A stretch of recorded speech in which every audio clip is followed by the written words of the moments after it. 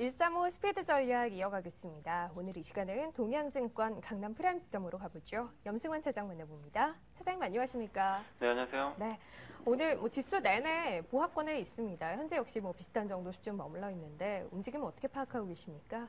네, 오늘 이제 유럽 중앙은행에서 이제 금리 결정이 좀 있을 텐데요. 아무래도 그거 앞두고 좀 상당히 좀 시장이 좀 눈치 보는 그런 장세가 이어지는 것 같고요. 시장에서 일단 금리 인하를 좀 이제 기정사실화하면서 추가적으로 이제 LTRO라든가 이런 어떤 적극적인 부양책을 또 기대를 하고 있는데, 그런 부분들이 이제 만약에 발의가 된다라면은 시장이 또 1900선을 돌파하겠지만, 만약에 또 오늘 유럽 중앙은행에서 큰 얘기가 없다라면은 또 실망 매물도 또 나올 수가 있기 때문에 시장은 일단 좀 확인을 하고 넘어가자는 그런 어떤 의도 때문에 굉장히 좀 지지부진하게 움직이고 있고요.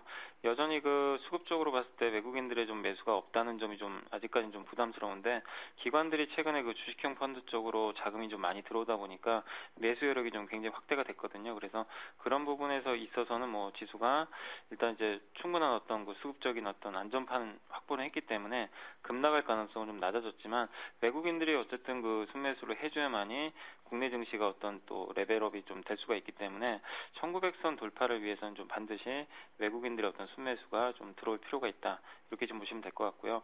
당장은 외국인들이 계속 관망을 하고 있고, 또 유럽 중앙은행에 대한 어떤 금리 결정, 또 이번 주말에 있을 또 미국의 고용 지표에 대한 어떤 부담감도 있기 때문에 1900 포인트를 바로 돌파하는 것보다는 조금 더 시간은 필요하지 않을까, 이렇게 좀 예상을 하고 있고요.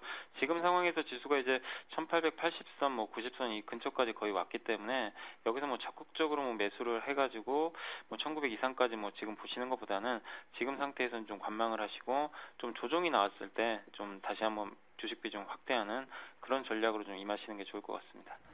여전히 추가적인 조정 가능성을 열어둔다라는 시각이라면, 지금 시장에서 강한 흐름 보이고 있는 화학이나 건설업종 같은 경우는 시장의 추세를 끌어올릴 만한 힘을 갖고 있지는 않다라는 판단인 겁니까? 그러니까 이제 그쪽 관련주들이 이제 산업재라든가 소재 업종인데, 경기에 이제 굉장히 좀 민감한 업종이지 않습니까? 그래서 사실 경기가 좀 안 좋은 상황에서 그게 이제 선반영이 돼가지고 주가가 많이 빠졌는데, 유럽 리스크가 좀 제거가 되고, 또 최근에 이제 수급적으로 봤을 때 기관들이 워낙에 지금 자동차하고 IT는 많이 들고 있는데, 추가적인 어떤 매수 여력이 생긴 상황에서 지금 화학이나 조선, 철강 업종 같은 경우는 굉장히 포트를 많이 비워놨거든요. 그래서 그런 여러 가지 면들이 곁들여지면서 최근에 좀 굉장히 강한 모습을 보여주고 있는데, 그러나 시장을 이끌 주도주가 되기 위해서는 반드시 어떤 실적이 좀 뒷받침이 돼야 되는데, 하반기 지금 실적도 좀 불투명한 상태고, 물론 좋아진다는 얘기도 있지만 그런 부분들은 일단 확인을 해봐야 되겠고요. 중국과 유럽의 경기가 앞으로 계속해서 둔화될 가능성이 좀 높은 상태고, 또 화학이나 조선, 철강 업종, 이 원자재 가격, 특히 유가에 좀 밀접한 업종들인데, 유가가 또 올라가게 되면은 아무래도 또 미국 측에서 또 물가 상승에 대한 어떤 우려감 때문에 이 유가를 계속 올리는 걸 좀 놔둘 가능성은 높지는 않거든요. 그래서 그런 여러 가지 면을 봤을 때는 지금 최근에 강했던 산업재 업종들이 시장을 지속적으로 이끌기보다는 좀 일시적인 어떤 상승이 아닌가, 그렇게 좀 생각은 하고 있습니다. 자, 그럼 이제 종목 좀 살펴볼 텐데요. 저희 지난 화요일에 얘기했던 종목이 한국사이버결제였습니다. 일단 지금 숫자로 나타나는 결과로 봤을 때는 좀 아쉬운 면이 있는데, 하단은 지지가 되고 있어요. 어떻게 해야 할까요? 예, 이제 그날 이제 좀 조정이 좀 나오는 걸 예상을 하고, 이제 하루 이틀 후에는 좀 반등을 기대해 봤는데, 일단 오늘까지는 크게 움직임이 없는 것 같고요. 한국 사이버 결제는 너무 좀 짧게 보실 필요는 없는 게, 그때도 한번 설명드렸지만 이 전자결제 시장이 앞으로 굉장히 좀 커나갈 수 있는 그런 어떤 모멘텀을 좀 확보를 하고 있고요. 또 스마트폰에 이제 결제 시스템도 들어가게 되면은 굉장히 이 시장 자체가 커질 수 있습니다. 그래서 그런 면에서 사이버 결제가 이제 우리나라에서 굉장히 좀 선도적인 어떤 지위를 좀 차지하고 있기 때문에 좀 장기적인 관점에서 좀 지금은 보시는 게 좋겠고, 물론 짧게 보시는 분들은 9,000원까지 열어놓으시고요. 좀 길게 보시는 분들은 10,000원 이상까지 보시면 크게 무리는 없을 것 같고요. 지금 주가 흐름은 좀 약간 지지부진하지만 내일 정도에는 한번 반등을 기대해 보셔도 될 것 같습니다. 알겠습니다. 자, 그러면 오늘 또 새롭게 볼만한 종목 하나 골라주세요. 어떤 종목 오늘 보고 계십니까? 네, 오늘 좀 움직임이 좀 괜찮은 종목인데요. 이제 모나리자라는 종목을 좀 한번 소개해 드리겠습니다. 네. 최근에 모나리자 모나리자 주가 흐름이 좀 굉장히 좀 지지부진했었는데 일단 이제 뭐 눌림목 구간이 완성되면서 이제 오늘 모처럼 만에 좀 반등이 나왔고요. 이 회사는 뭐 다들 아시다시피 이제 뭐 주로 이제 화장지를 만드는 회사인데 최근에 이제 그 원재료인 이 펄프 가격이 굉장히 좀 안정화가 되면서 실적이 좋아지고 있는데 실제적으로 1분기에 뭐 영업이익이 뭐 2배 이상 급증할 정도로 상당히 좋아지고 있고요.